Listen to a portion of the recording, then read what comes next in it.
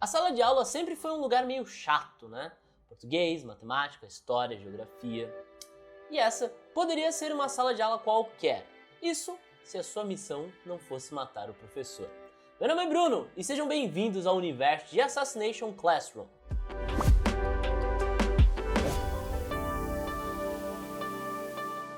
Se liga, você tá de boa assistindo TV e do nada aparece um noticiário em todos os canais falando que a lua explodiu e agora ela vai ser pra sempre uma lua minguante. Tá, algum doido provavelmente explodiu ou um foguete caiu meio errado por lá, certo? Errado. O responsável por isso tudo é um polvo. Sim, um polvo gigante. A criatura com poder capaz de explodir um pedaço da lua, sem mais nem menos, resolveu informar a todos os líderes mundiais que ele pretende fazer o mesmo com a Terra daqui a um ano. Em meio ao desespero de todo mundo, surge um pedido improvável desse ser tão peculiar quanto tudo que está acontecendo até então.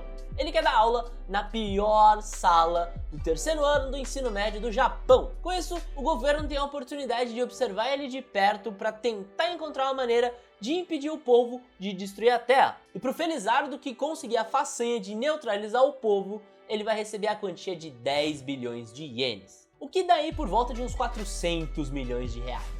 Dá pra brincar, dá pra fazer alguma coisinha com esse dinheiro. O detalhe importante é que ele não é um polvo qualquer, né? Como a gente já pôde perceber pelo fato de ele ter destruído um pedaço da lua, ele tem algumas habilidades muito específicas, como por exemplo, ele consegue se mover em velocidade Mach 20, ou seja, ele consegue rodar o mundo como se ele estivesse dando um passeio no jardim. E então, a gente vai acompanhar a jornada desse professor nem um pouco peculiar, tentando sobreviver às tentativas de assassinato causadas pelos seus próprios alunos, enquanto ainda tenta fazer com que eles aprendam as coisas realmente importantes da vida. Uma coisa bacana aqui é que quase ninguém sabe que o Koro Sensei tá com a cabeça a prêmio por 10 bilhões de ienes, exceto os alunos da própria sala e alguns caçadores de recompensa que vão tentar dar um fim nesse povo muito peculiar. A obra vai mostrar os vários alunos que vão entrando na sala e também caçadores de recompensa ao redor do mundo inteiro tentando dar um fim no Koro Sensei. E do outro lado, os alunos que estão passando por essa jornada com ele precisam conseguir se formar, porque afinal de contas, né, é o último ano e se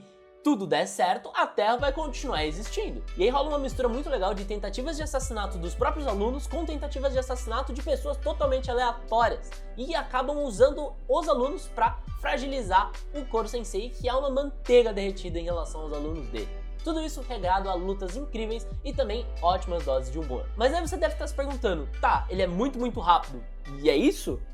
Não, o Koro Sensei aparentemente ele é indestrutível, e isso combinado com a velocidade de movimento dele faz com que ele seja um alvo muito difícil de se atingir, exceto algumas situações bem específicas que você só vai descobrir assistindo o anime. Mas assim, a super velocidade por si só já é um baita do impeditivo porque o cara vai almoçar pizza na Itália simplesmente porque ele tá com vontade, como se ele estivesse indo na cantina da escola. E aí a gente começa a falar do porquê Assassination Classroom é tão legal e por que eu gosto tanto dele, né? Além da alta dose de comédia envolvendo quão irreverente o Koro Sensei é e as tentativas frustradas dos alunos, eu gosto muito dessas obras escolares que passam uma mensagem bacana com essa vibe meio professor, preparando eles pra vida, etc e tal. E é muito legal ver a dinâmica em que de um lado você tem o Koro Sensei fazendo o seu melhor pra ser um baita de um professor e o que ele de fato é.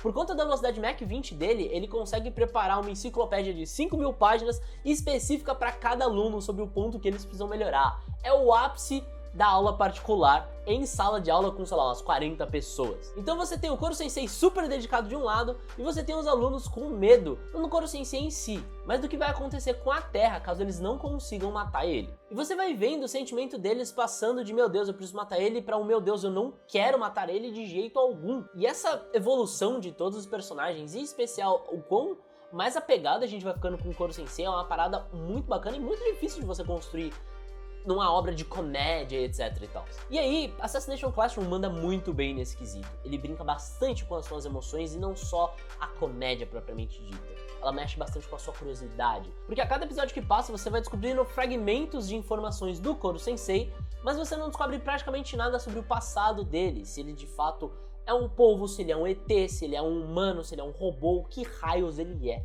Você simplesmente vai pegando pedacinhos de informação aqui e ali e conforme a história vai avançando, você vai se apegando a ele sem você nem conhecer ele direito, que é uma parada muito curiosa. E além disso, se você parar pra pensar, o protagonista, ele é o vilão ao mesmo tempo, então você tá se apegando a ele, mas você sabe que algo muito extraordinário tem que acontecer até o ano escolar acabar, porque caso contrário, ou ele vai se dar bem, o resto do mundo morre, ou então ele vai morrer, e aí o personagem que você ficou se apegando por, sei lá, 2 temporadas inteiras, morre de um jeito trágico e você fica, meu Deus, não! Aquela sensação de a cada episódio que passa ficar mudando, de caramba, a gente precisa matar ele, mas caramba, ele é tão legal, mas caramba, por que ele tá fazendo isso? Mas caramba, será que tem algum motivo maior por trás?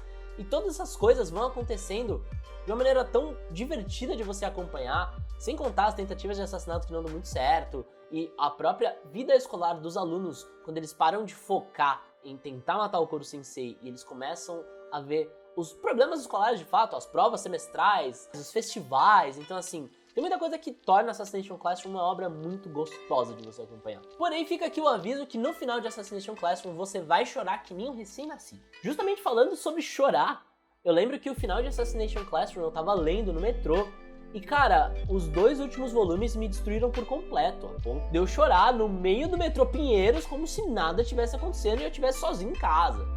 Foi um nível assim de gente vir falar comigo, tipo, meu, você tá bem? Então assim, é uma obra que me marcou bastante, e uma das minhas futuras tatuagens provavelmente vai ser o Koro Sensei, porque ele é maravilhoso, especialmente quando você conhece a origem dele e você acompanha toda essa jornada muito gostosa. É muito difícil você não se apegar a ele. A construção da relação entre o sensei e os alunos é uma parada muito legal de você acompanhar, porque, que nem eu comentei, ele tem uma vibe muito aula particular com uma sala em grupo. Isso é uma parada que eu acho muito legal, porque ele usa a velocidade e os poderes dele a favor da classe, para que eles aprendam mais. Então, literalmente, você vai ver ele desenvolvendo uma enciclopédia do tamanho do mundo para cada aluno, sobre o que eles precisam melhorar, como eles podem ser pessoas melhores, etc e tal.